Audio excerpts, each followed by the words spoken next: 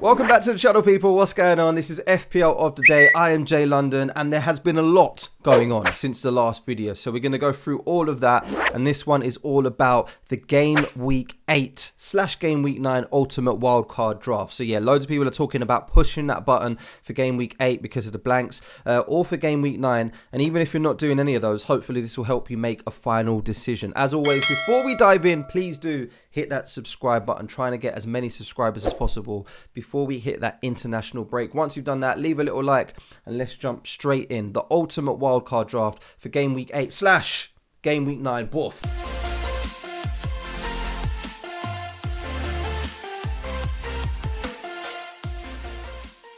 So as I say, loads to go through in this one. I'm going to be showing you the ultimate draft for game week number 8. I'm going to talk about some of the template guys that people are picking in there. Some of the guys that I've left out of it, out of that template, because I'm not overly keen on it. But we'll go through that. We'll talk about the fixtures before we begin talking about any players, because of course we cannot make a wildcard draft without talking about the fixtures first. And I'll show you how my potential team could also be lining up for game week number 8 as well. So let's begin how we need to begin and have a look at some of the fixtures. Of course, game week 8, we know is going to be a blank. Loads of teams are not going to be featuring. Well, there's 4 games, but that means 8 teams, right? So Crystal Palace, Manchester United, Leeds, Liverpool, Chelsea and Brighton.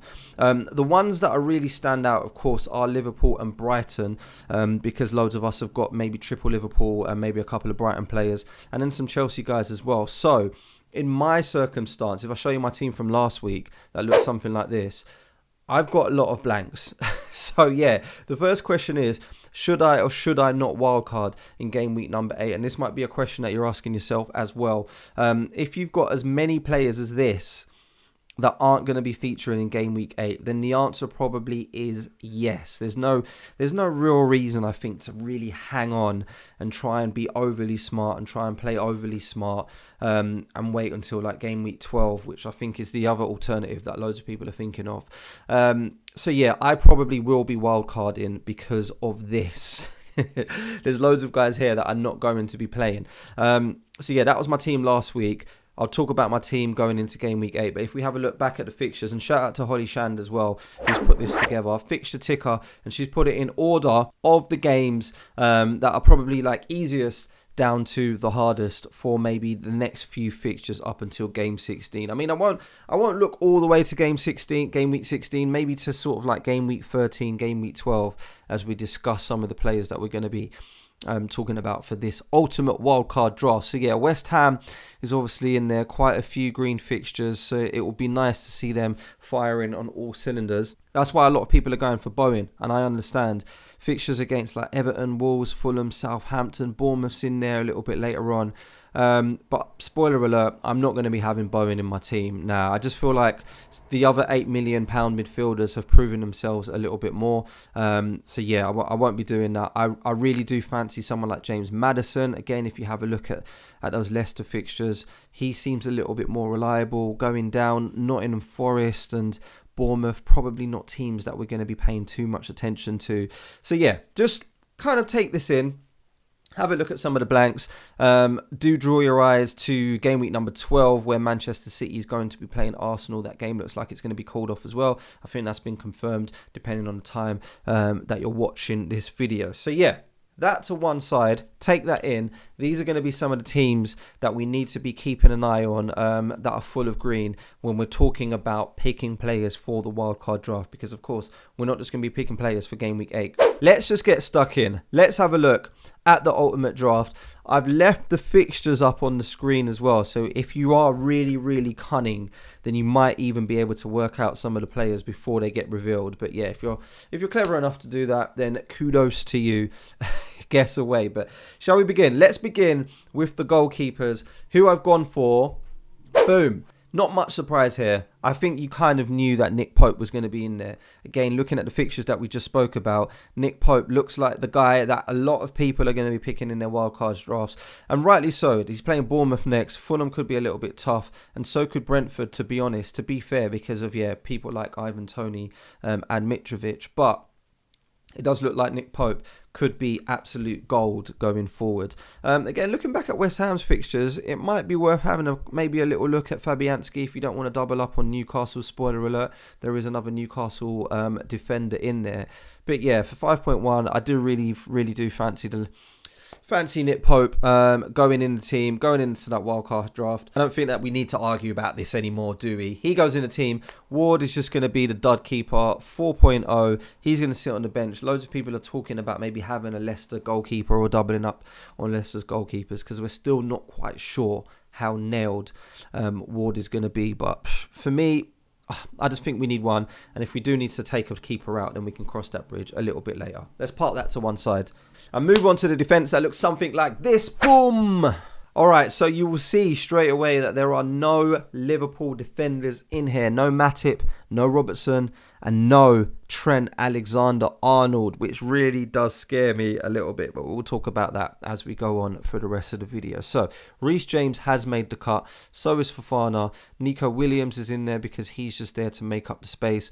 So is Cancelo and Kieran Trippier as well. So, yeah, I like the look of Cancelo and Trippier. I don't really think I need to explain too much. I'm not going to be going forward without a Manchester United defender, and Cancelo looks like the most nailed, and he's also the most dangerous for me, so that's why he's in there. Trippier is quite similar as well. I do like the look of Newcastle's fixtures, and again, Trippier going forward, it looks like he is a nice attacking threat as well. Nailed on, not much debate here. He's going to be one of the first people on the team sheet when we're picking our wild card. Yep, Nico Williams, we know that he's just going to be in there to make up the numbers. And then I've put in Reece James ahead of Trent Alexander-Arnold. Now, I actually do have enough money in the bank to go for Trent Alexander-Arnold, but as a placeholder for now, just in case of price rises and things like that, if you're activating your wildcard button, it might be better off going for James because he might be more likely to go up in price, and then leaving Trent Alexander-Arnold out of the team because he might be more likely to go down in price. Hopefully that makes sense. Similar move for Fofana as well. Again, if we're talking about game week 8, none of these guys are going to be playing anyway. It will be Nico Williams, Cancelo and Trippier that would be starting in the defence. But yeah, going forward again, Chelsea's defence does look like they're going to be quite a lot of attacking returns there for Reece James with some of the fixtures and when they start swinging. And yeah, whether he plays right wing back or right back under Potter, he could be a really good attacking option as well. So yeah, that's what the defence is looking like for now.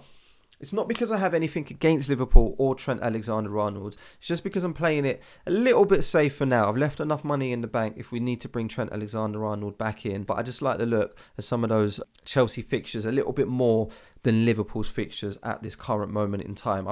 I'm not one of the people that I doubt in Liverpool that they're going to turn this around. I've got no doubt that they will do that. And yeah, the fixtures do swing around a little bit later on. So I'm gathering that loads of us are going to be rushing to bring back in those Liverpool assets very soon. So speaking of Liverpool assets, I guess the next question is, Mo Salah, is he in or is he out? Let's have a look at the midfield that looks something like this. Boom. You will see the answer is Mo Salah is not in the team. And again, that is not because I am doubting Mo Salah. He scored the other day in the Champions League. I do reckon that he's going to find his form very quickly and very soon as well. But, of course, they are going to be blanking in game week 8.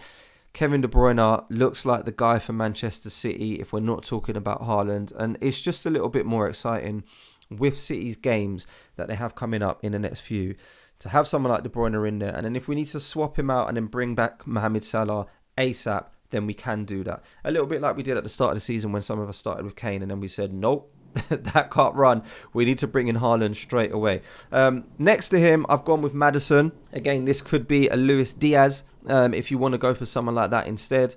Martinelli is just too good value just to get rid of. So yeah, he's always going to be in the team. And then we've got Andres Pereira. Again, nice and cheap, 4.5. And again, some of Fulham's fixtures coming up are quite good. And this is why a lot of people are going for Mitrovic, which we will talk about in a sec. And then I've gone for Almiron. Now, I spoke to my Newcastle expert, FPL Joe Linton. Shout out to you. And he reckons that Almiron's going to play the next sort of 3 games. And if he does against Bournemouth, Fulham and Brentford, then yeah, he's going to be a nice asset to own for 5 mil. And another reason why I've gone for him is because, spoiler alert, I haven't gone for Isaac up front for now. I still feel like I need to see a little bit more from him. In that first game that he played, he did look really, really good. But yeah, I feel like Almiron can cover some of those Newcastle returns. And then if we don't need to play him, then he can just sit on the bench. But yeah, James Maddison, he'll probably sit on the bench for that Tottenham game, but then going forward into game week 9, this is why I'm saying we're going to cover game week 9 and beyond as well. He could be an absolute beast. Nottingham Forest, Bournemouth, Crystal Palace and Leeds to come up. He surely has to be in the team, right? The only thing that I'm worried about here is, of course, not having Luis Diaz to cover that Mo Salah non-pick. So yeah, I'm still up in the air about that. Do we go for someone like Maddison, or do we just hold on to Luis Diaz and keep him on the bench until we need him? That is the question. But yeah, that's on one side. Let me know down in the comments what you're thinking. I know a lot of people are fed up with Liverpool assets, but I've not quite given up with them yet. This is just more tactical than emotional. Let's have a look at the front line. That looks something like this. Boom. Of course, Haaland was going to be in there. Of course, Mitrovic was going to be in there. And I've gone for Ivan Toney. So I've not seen many wildcard drafts with Ivan Toney. That third place that a lot of people are kind of debating around is like Harry Kane, Isaac, or Isak, or whatever, however we're going to pronounce it. Sorry if I've got the pronunciation wrong. Or holding on to Gabriel Jesus. But again, if you look at Toney's fixtures, Arsenal could be quite tough, but yeah, we all know what happened the last time that Toney played Arsenal. Then Bournemouth, which is a fixture that we really do want to attack, which is why I've got him in the team, so we're not worrying about making transfers in game week 9. And then, yeah, Newcastle, Brighton could be quite tough, and then Chelsea. So, yeah, Toney could easily come out there, and then we could swap him out and then go for somebody else. Maybe bring Jesus back in, or maybe that's the point where we want to bring in someone like Isak, or we bring it right down and go for someone like Solanke. I don't know. Of course, there are alternatives as well. So, some of the people that I'm going to have a little bit of FOMO about that I just mentioned there is, of course, Luis Diaz, Jesus. I don't know if I want to go with him.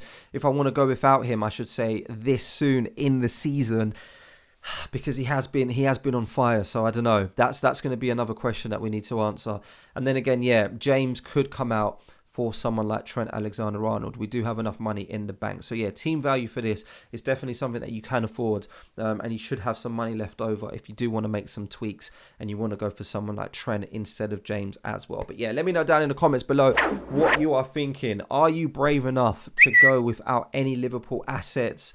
Or do you feel like it's just silly because we're just going to be rushing to bring them back in a little bit later on when those fixtures turn, when Manchester City blank in game week 12 and we need those Liverpool guys back in? Let me know down in the comments below.